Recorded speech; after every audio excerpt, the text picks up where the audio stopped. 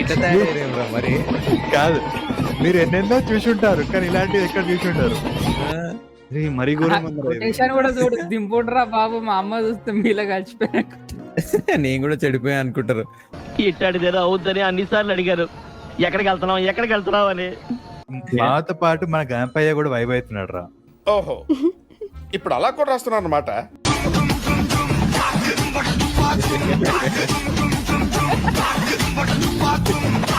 మెల్లిగా మంత్రాలతో స్టార్ట్ అయ్యి మోనికాతో ఎండ్ అవుతుంది అనమాట. ఇది ఎందుకురా ఇట్లా పెడుతురంటే గణేశుడికి లేటెస్ట్ పాట వినిపిస్తున్నాం మేము, రెండుకి తీసుకొస్తున్నాం అంటారు ఏమన్నట్టు. అదే ప్రతి ఇయర్ ఇట్లా వచ్చిన లేటెస్ట్ పాటలు వినిపించి పంపిస్తాం అట్లా.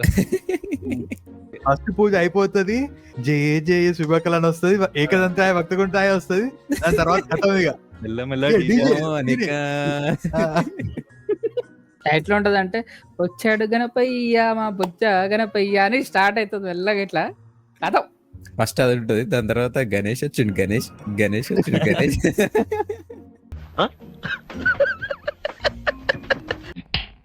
మీరు మారర్రా.